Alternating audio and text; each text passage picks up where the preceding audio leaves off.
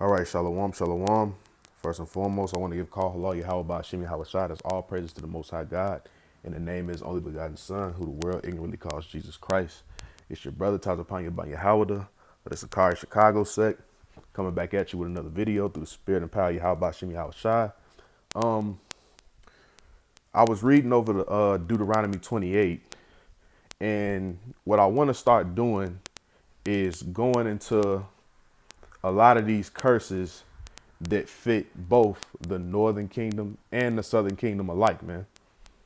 You know, over my time being in the truth, I would always see brothers go to Deuteronomy 28 and 41 just to validate the southern kingdom and our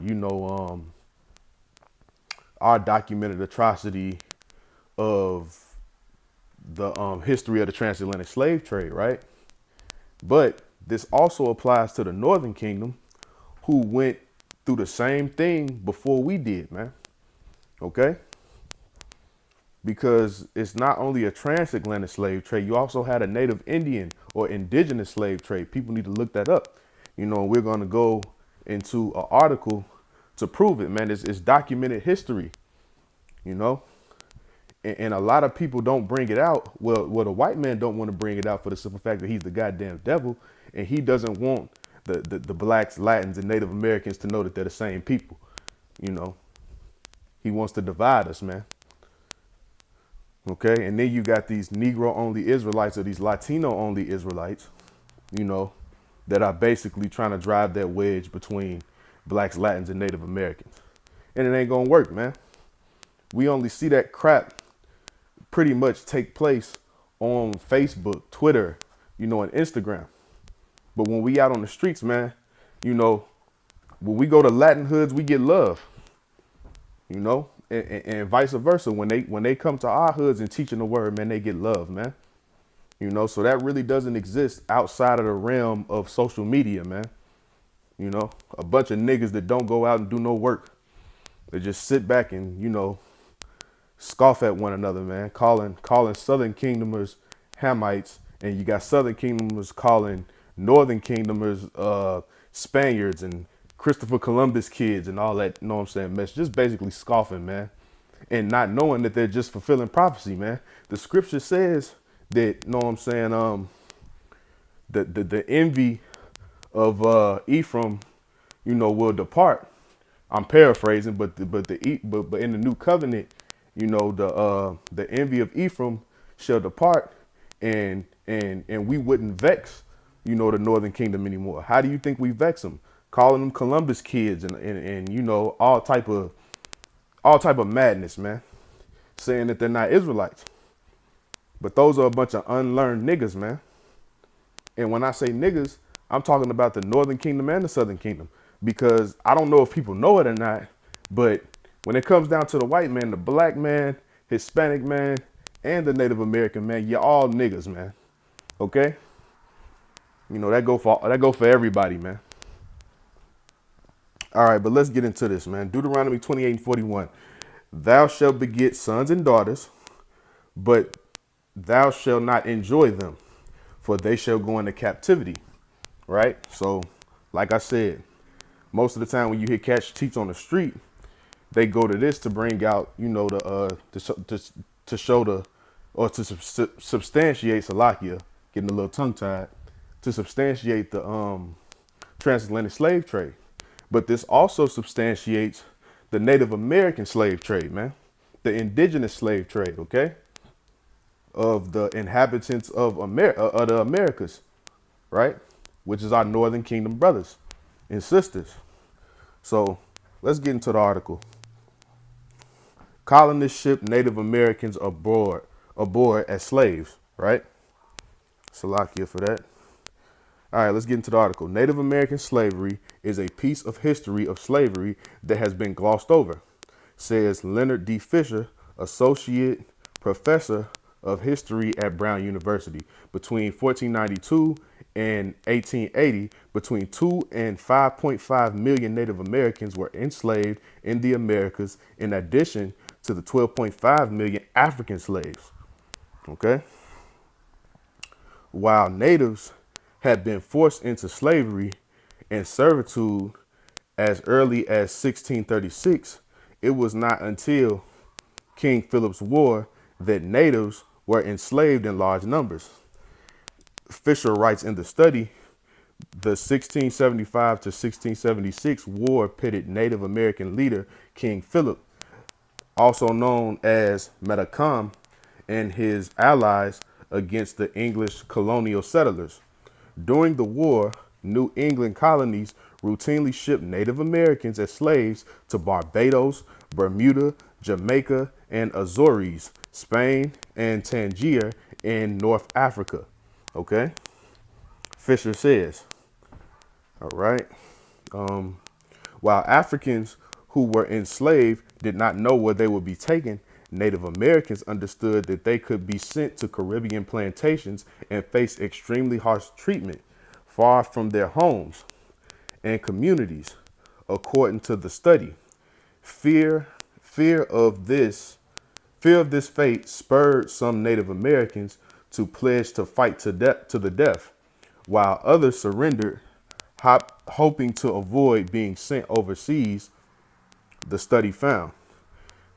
Fisher's study appears in the journal Ethnohistory.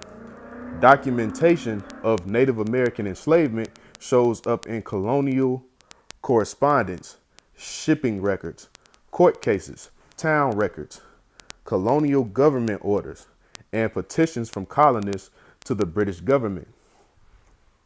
Even contemporary official histories of the war all point to the same thing. Indians were enslaved in mass or either distributed locally or sent overseas to a variety of destinations, Fisher writes in the study.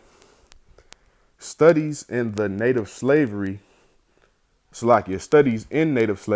have opened up in recent years, Fisher says, with award-winning books published in 2002 and 2003 highlighting the systematic nature of indigenous enslavement, even with English colonies. Okay.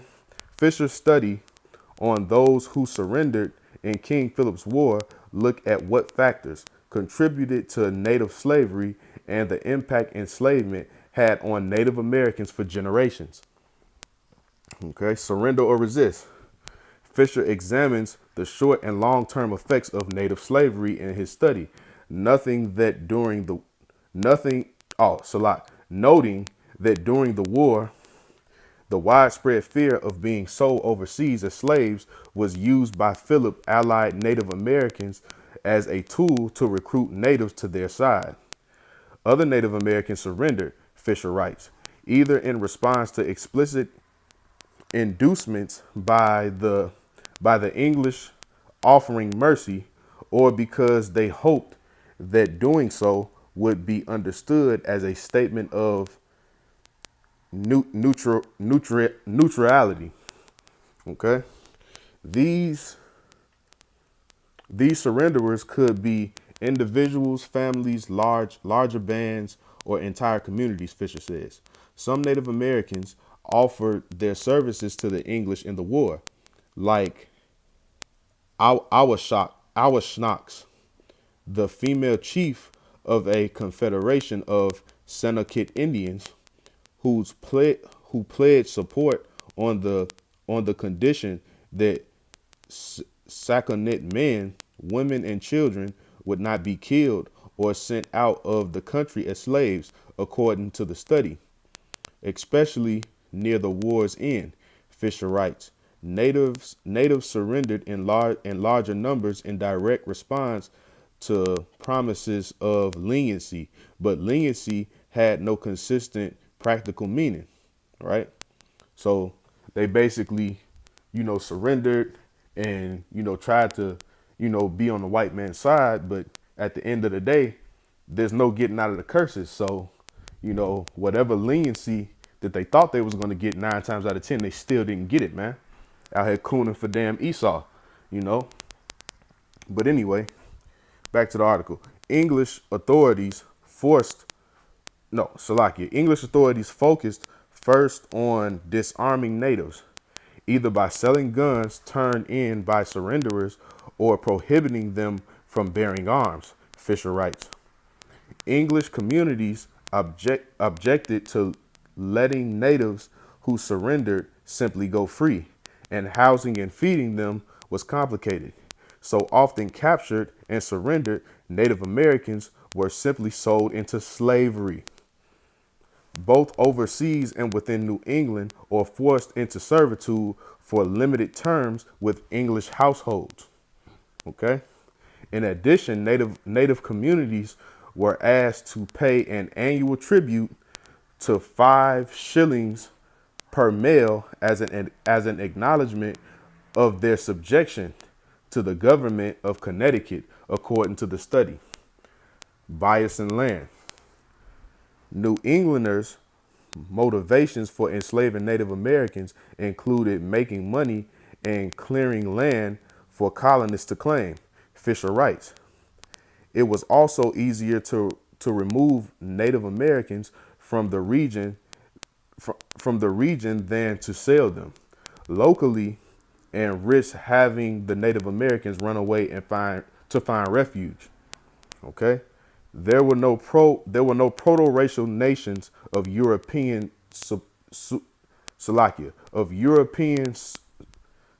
superiority. Okay, plus an appetite for land. Fisher also argues that there was an ideological component to enslaving Native Americans among colonists. There was a presumption involving the innate inferiority of natives, he said. The proto-racial notions of European superiority plus an appetite for land, he says, if you look at the history of the colonies, slavery happens almost right away. Fisher says he is increasingly convinced that the colonists' slavery was a normal part of their mental framework. Some free Native Americans working with the English tried to influence where Native American surrenderers would be settled and how they would be treated, Fisher writes, like Uncas, the Sakim of the Mohegans in Connecticut. Uncas, who fought on the side of the English, seemed determined post-war to keep Indians out of the English households and, even more important, out of English merchant ships that threatened to take them to the Caribbean. Fisher writes, Uncas and other Native Americans also encouraged captives to run away and sheltered them when they did, or helped them resettle elsewhere, according to the study. In other cases, Fisher writes, Native Americans requested captives as servants for themselves, sometimes to keep them out of English households, or served as slave trading middlemen. In one case, Fisher notes, a Native American slave owned a Pequot leader was sold by him to an enslaved African woman, right? Slavery by other names.